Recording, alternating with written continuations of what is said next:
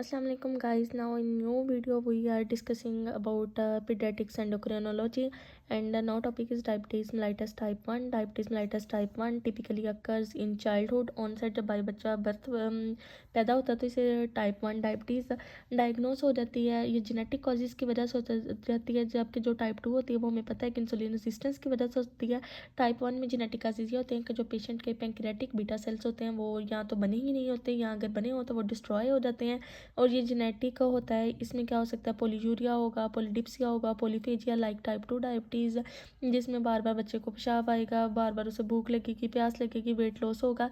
जबकि टाइप 2 में mostly weight gain होता था और नक्चर यूरिया होगा लाइक, इसे रात को बहुत ज़्यादा यूरिन आएगा। अभी एक 8 साल का बच्चा है, ये जो टाइप 1 डायबिटीज़ होती है ना, ये मोस्टली जो होती है बाई बर्थ होती है।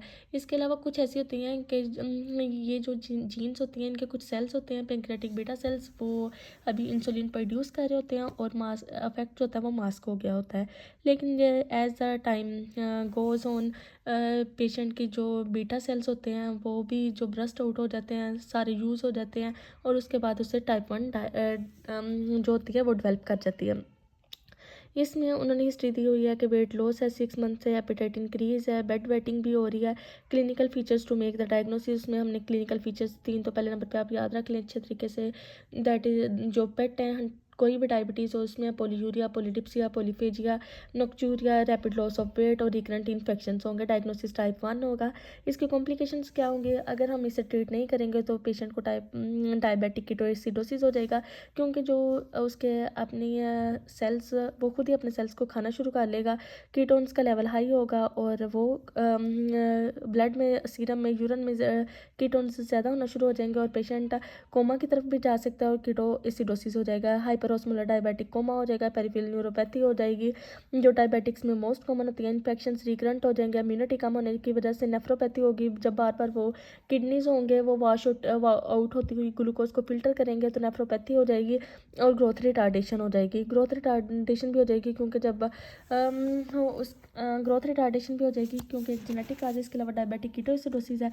इसमें हम डायग्नोस्टिक पॉइंट्स क्या होंगे कि जब उसके हम BSS करवाएंगे तो मोर देन 200 होगी, 200 से ज़्यादा अप टू 180 तक डायबिटिक्स में ये हम नॉर्मल रेंज में लेते हैं। लेकिन इसमें अप टू 500 to 700 मिलीग्राम पर डेसीलीटर होगी। pH लेस दैन 7.3 होगी। बाइकार्बोनेट्स कम हो जाएंगे, pH कम हो गया तो ये एसिडोसिस की तरफ जा रहा है। बाइकार्बोनेट्स भी कम है तो ये एसिडोसिस है।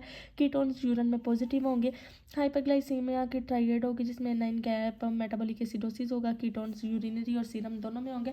फिजियोलॉजिकल साइंस देखेंगे तो डिहाइड्रेशन होगी क्योंकि बॉडी बार बार try to wash out excess of glucose from blood, तो इसकी वजह से वो जब जब यूरिन करेगा, यूरिनेट पेशेंट करेगा, पोलीयूरिया होगा तो उसके साथ ही वाटर लॉस भी होगा, डिहाइड्रेशन हो जाएगी, ग्लूकोज साथ ही वाटर को भी बाहर ले जाएगा और मेटाबॉलिक एसिडोसिस डेवलप कर जाएगा। ड्राई स्किन होगी, जब डिहाइड्रेशन होगी तो उसकी वजह से ड्राई स्किन भी होगी, जेबीपी रिड्यूस कर जाएगा, पेशेंट को टेकिकार्डिया होगा, हाइपोटेंशन होगी। Kussmaul's respiration, this is this special type of respiration जिसमें जब वो ब्रीथ करेगा तो उसमें से एसीटोन सी स्मेल होगी। साइंस ऑफ सेरेब्रल एडीमा होगा। सेरेब्रल एडीमा जब हो जाएगा तो डोजीनेस होगी, कन्फ्यूजन, सीजर्स, इनकॉन्टिनेंस, जो प्रेसिपिटेटिंग फैक्टर्स होंगे, इन्फेक्शन हो सकते हैं, इनएडिक्वेट इंसुलिन हो सकती है, तो उसको इन्फेक्शन चल रहा है, इंसुलिन प्रॉपर ले रहा था जिसकी वजह से ये डेवलप कर गया। अब इसका हमने पिक पॉइंट सारे देख लेने हैं और डायबिटिक कीटोएसिडोसिस बन गया। इसके मैनेजमेंट में क्या करेंगे, पहले इन्वेस्टिगेशंस करवाएंगे तो हमें पता चल जाए और कंफर्म कर लें कि सिविरिटी ऑफ डीके क्या है। रिहाइड्रेशन फ्लूइड्स के साथ करेंगे, रिंगर लैक्टेट दे देंगे या नॉर्मल सलाइन देंगे। रिडक्शन ऑफ हाइपरग्लाइसीमिया करेंगे, इंसुलिन थेरेपी स्टार्ट करवा देंगे, इलेक्ट्रोलाइट बैलेंस करेंगे क्योंकि मेनली पोटेशियम करेंगे। पोटेशियम भी जो डायबिटिक्स होंगे उनमें पोटेशियम की भी लॉस हो जाएगा। Correction of acid base balance करेंगे और क्योंकि केटी एसिडोसिस के बाइकार्बोनेट लॉस हो रहे हैं तो इसकी वजह से एसिड बेस बैलेंस डिस्टर्ब होगा, एसिडोसिस डेवलप कर जाएगा और जो प्रेसिपिटेटिंग फैक्टर्स को इन्फेक्शन वगैरह चल रहा है उसे ट्रीट करेंगे। ट्रीटमेंट ऑफ कॉम्प्लिकेशंस करेंगे, जो कॉम्प्लिकेशंस डेवलप करके लाइक न्यूरोपैथी, नेफ्रोपैथी जो हमने पढ़ी थी, नेफ्रोपैथी, न्यूरोपैथी और रेटिनोपैथी, इनको ट्रीट करना शुरू कर देंगे। अब इन्वेस्टिगेशंस हमने क्या करवानी है, डीके में हमने ब्लड एग्जामिनेशन करवाएंगे, सीबीसी करवाएंगे, हो सकता है अगर कोई इन्फेक्शन चल रहा है तो टीएलसी रेज्ड होगा, हम उसका प्लेटलेट वॉल्यूम चेक कर लेंगे, डायबिटिक्स में वो इंक्रीज़ कर जाता है, यूरिया रेज्ड होगा क्योंकि उसके आरएफटीज ख़राब हो रहे हैं, रीनल उसे नेफ्रोपैथी चल रही है, इलेक्ट्रोलाइट्स में हाइपरक्लीमिया हो जाएगा, हाइपोनेट्रीमिया हो जाएगा, बाइकार्बोनेट्स कम होंगे तो एसिडोसिस की स्टेट डेवलप करेगी, ग्लूकोज हाई हो जाएगा, एबीजीज में एनाइन गैप हाई होगा, मेटाबॉलिक एसिडोसिस डेवलप करेगा, सीआरपी और कल्चर करवा लेंगे, यूरिन और हम ब्लड एनालिसिस करवाएंगे तो कीटोन्स रेज्ड होंगे, दूसरे में हम ईसीजी करवाएंगे कि कोई उसे कार्डिक एबनॉर्मेलिटी डेवलप तो नहीं करेगी, और चेस्ट रेडियोग्राफ करवाएंगे कि पल्मोनरी एडिमा वगैरह इस तरह की कोई कॉम्प्लिकेशन तो डेवलप नहीं करेगी। अब अगर हमने उसे इंसुलिन रिजियम्स स्टार्ट करवानी है तो हम स्प्लिट मिक्स करवाएंगे और बेसल बोलस करवाएंगे। Basal bolus is the best for type 1 diabetics. अगर हम स्प्लिट मिक्स करवाएंगे तो उसमें प्री मिक्सड इंसुलिन 70-30 वाला प्लान चलेगा। 70-30 जो होती है इसमें 70% आर होती है रेगुलर इंसुलिन और 30% एन होती है, plus NPH rhythm. N means NPH. Regimes में क्या होगा कि हम पेशेंट का जो होगा बॉडी वेट होगा उसे मल्टीप्लाई कर देंगे 0.5 के साथ, और फिर उसकी डोज जितनी आएगी, लाइक 70 अगर केजी है या 30 केजी, 70 केजी है तो 35 बनेगा, उसके 2/3 जो होंगे हम मॉर्निंग में देंगे प्री ब्रेकफास्ट, और 1/3 जो होगा वो हम प्री डिनर देंगे। इसके अलावा बेसल बोलस प्रेपरेशन होंगी। बेसल बोलस में ये होता है कि लॉन्ग एक्टिंग जो इंसुलिन ग्लार्जिन या एनपीएच होता है वो हम नाइट में इसे देते हैं। जो ग्लार्जिन होती है वो 24 आवर्स का कवर देती है और एनपीएच 12 आवर्स का कवर देती है। बोलस में प्लेन इंसुलिन, ह्यूमन इंसुलिन होती है, लाइक इंसुलिन आर रेगुलर। इसकी रिजम्स क्या होती हैं, 40-50% of total daily dose as a glargine, like उसे जितनी डेली डोज चाहिए उसका 50% ग्लार्जिन दे देंगे एट बेड टाइम, और 50-60% ऑफ डेली डोज है दे देंगे बिफोर ईच मील। यानी कि टीडीएस में अगर वो 3 टाइम खाना खा रहा है तो उसे टीडीएस में हम आर देंगे, और अगर हम 2 टाइम खा रहा है तो 2 टाइम आर देंगे, और रात को हम बेड टाइम पे उसे ग्लार्जिन दे देंगे।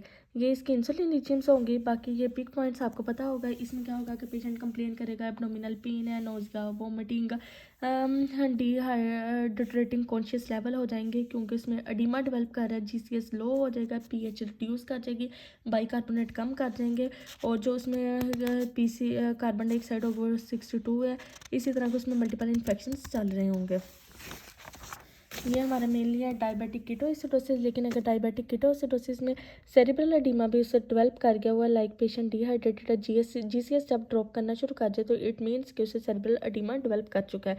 जब सेरिब्रल एडिमा डेवलप कर जाएगा तो हम उसकी फ़ौरन एमरजेंसी मैनेजमेंट रिक्वायर होगी। जो एमरजेंसी मैनेजमेंट में सबसे पहले हमें ABC जो रूल है of every emergency, that is airway, breathing and circulation को मेंटेन करेंगे। IV मैनिटोल दे देंगे क्योंकि सेरिब्रल एडिमा को हमने कम करना है। 3% हाइपरटोनिक सलाइन देंगे और हाइपर वेंटिलेशन करवाएंगे। How to prevent cerebral oedema, slow metabolic correction करेंगे, रिहाइड्रेशन करेंगे। सेरिब्रल एडिमा किसकी वजह से डेवलप करता है, जब पेशेंट डिहाइड्रेटेड होता है तो हम उसे फ़ौरन बहुत ज़्यादा IV प्लूइड्स लगाना शुरू कर देते हैं जिसकी वजह से उसमें प्लूइड ओवरलोड हो जाता है।